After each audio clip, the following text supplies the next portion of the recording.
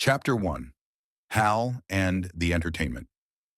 In the year of Glad, Hal Incandenza sits in an admissions interview at the University of Arizona. Despite being an exceptional tennis player and writer with substantial promise, something is terribly wrong with Hal. When he tries to speak, the university officials see only a horrifying, unintelligible display that causes them to restrain him and call an ambulance. While being taken to the hospital in a special ambulance, Hal reflects on a memory of digging up his father's head with Don Gately and John Wayne. Rewind to the year of the Depend adult undergarment. Ken Erdity anxiously waits for a woman to deliver marijuana he's purchased, despite previous attempts to quit. When both his phone and doorbell ring simultaneously, he freezes, unable to decide which to answer first. A Saudi medical attaché, personal consultant to Prince Q, receives an unmarked film cartridge labeled Happy Anniversary. Though it's not his anniversary, he watches it and becomes completely entranced. His wife returns to find him catatonic, staring at the screen, soaked in his own urine.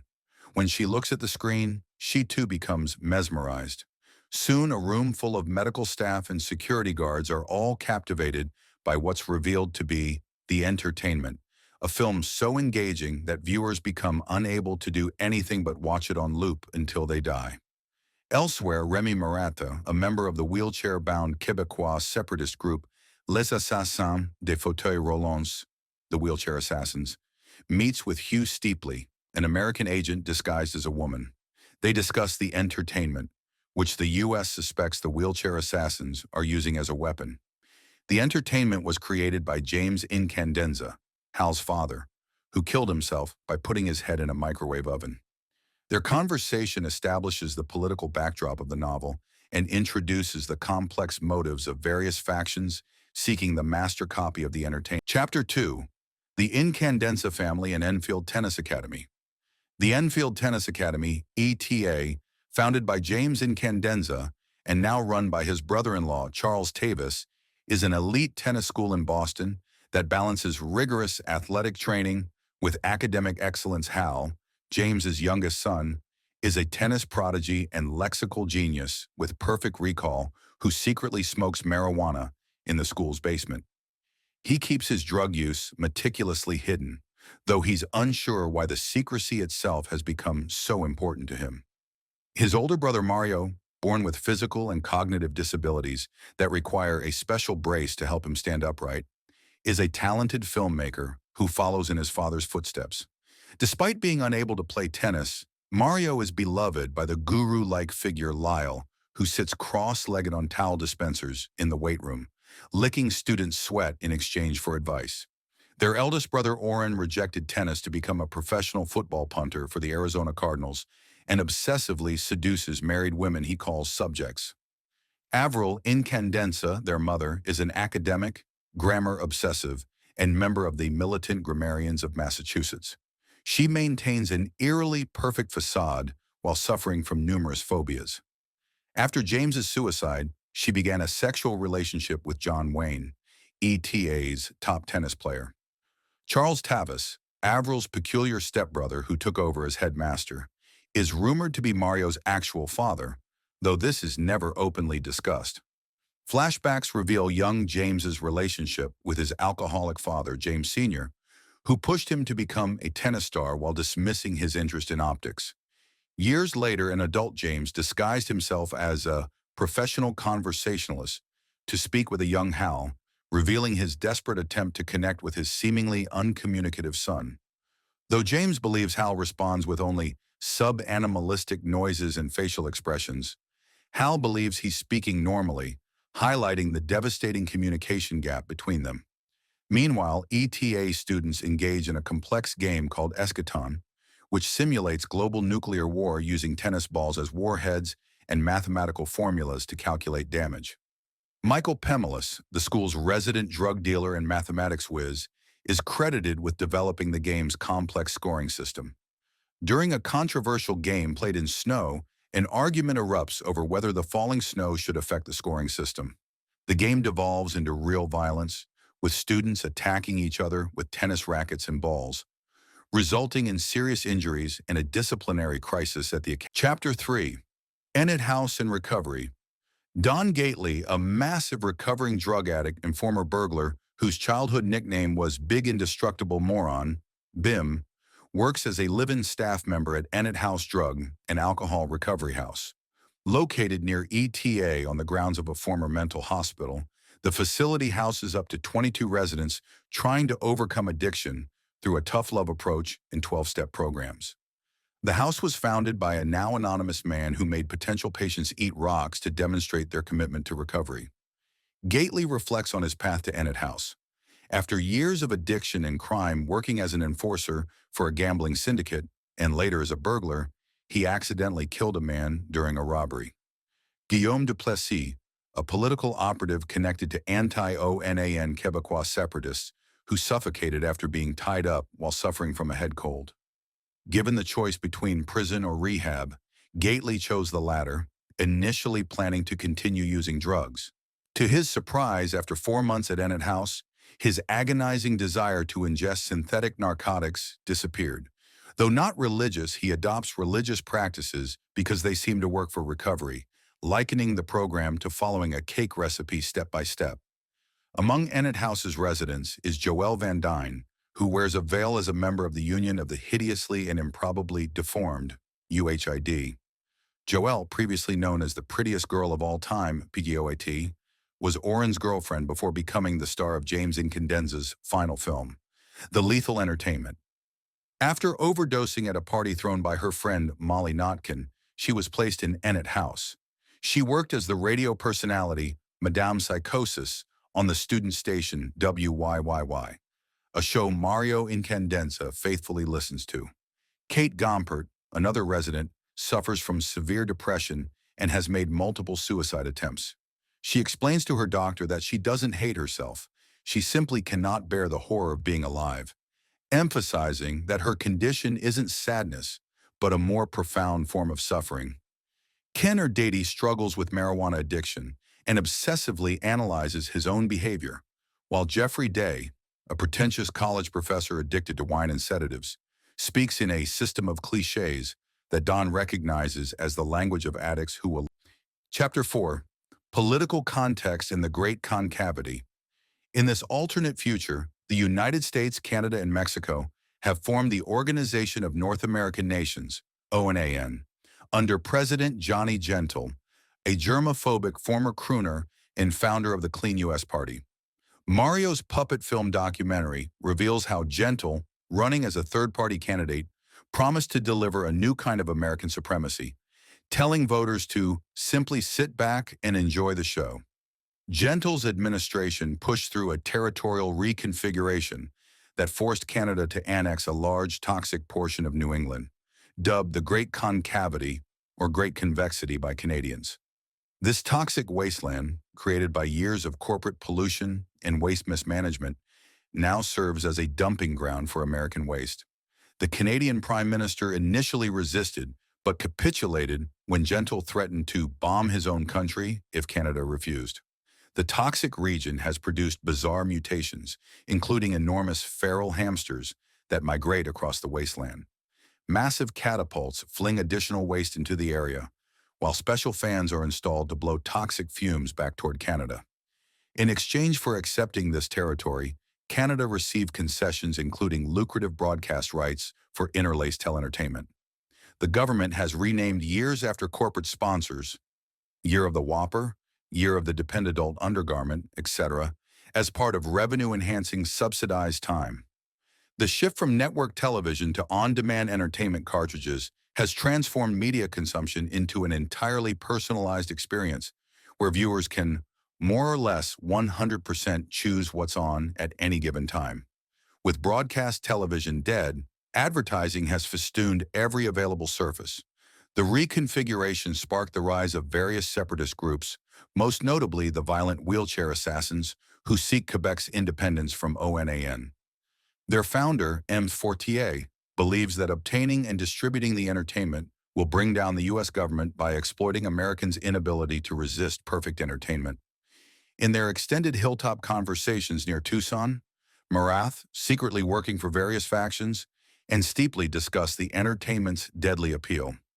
Maratha argues that Americans lack the self-control to resist such a perfectly entertaining object, saying they choose nothing over themselves, while steeply defends American freedom of choice. Maratha has personal motivations.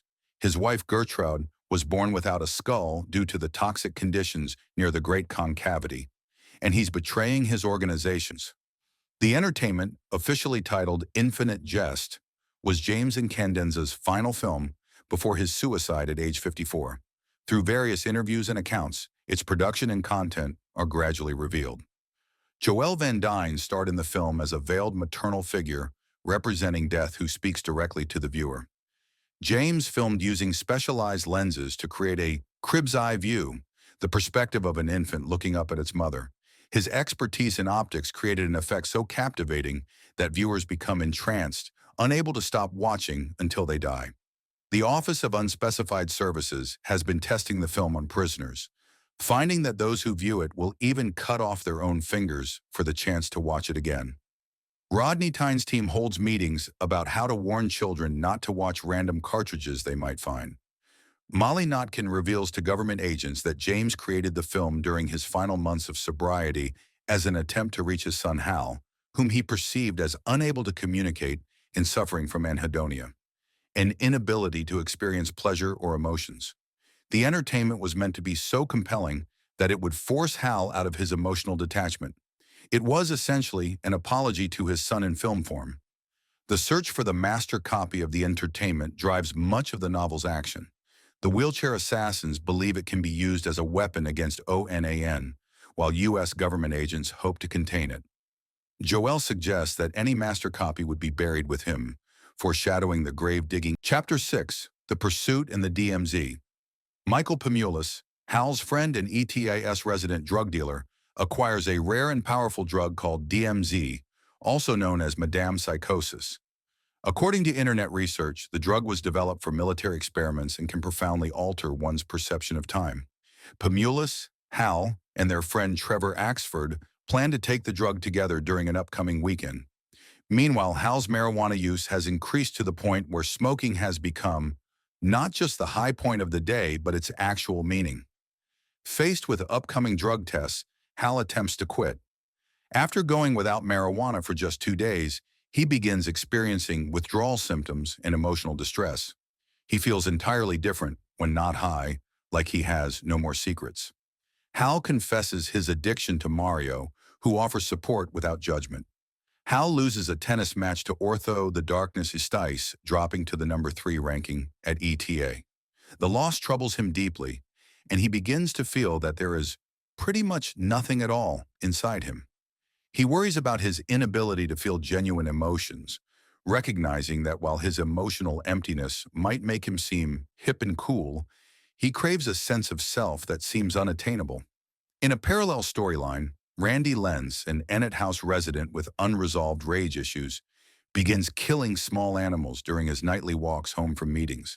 When another resident, Bruce Green, starts accompanying him, Lenz becomes increasingly agitated at being unable to indulge his violent impulses. His frustration drives him deeper into a secret relapse.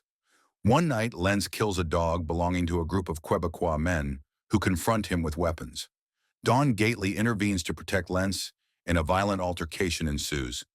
Gately is shot in the shoulder but manages to help fight off the attackers before collapsing. The wheelchair assassins intensify their search for the entertainment's master copy. They murder the Anti-Toy brothers, who run a film rental store, and capture Oren, torturing him by trapping him in a container with cockroaches, exploiting 7. Gately's hospitalization and spiritual visions. Hospitalized with a gunshot wound and infection, Don Gately refuses narcotic painkillers despite excruciating pain, fearing a relapse into addiction. As he drifts between consciousness and delirium, he experiences vivid dreams and visions, including visitations from what he believes is the wraith of James Incandenza. The wraith explains to Gately that he created the entertainment as a way to communicate with Hal, who seemed increasingly disconnected. Don's hospital stay triggers memories of his troubled past, his childhood with an alcoholic mother, his promising football career derailed by addiction, and a particularly traumatic memory of watching his friend Gene Fackelman being tortured by drug dealers after stealing money from their employer.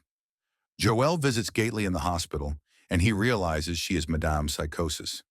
Gately develops romantic feelings for Joelle, but worries about the ethical implications given their situations in recovery. Various Ennet House residents visit, bringing news that Randy Lenz has relapsed and disappeared, potentially with the gun used to shoot Gately. As Gately's condition worsens, doctors insist he needs narcotic painkillers. His AA sponsor fails to advocate for him, leaving Gately to face a devastating choice between physical agony and risking his sobriety.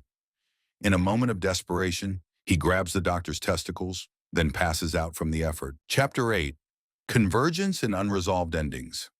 As a major snowstorm hits Boston, the various narrative threads begin to converge.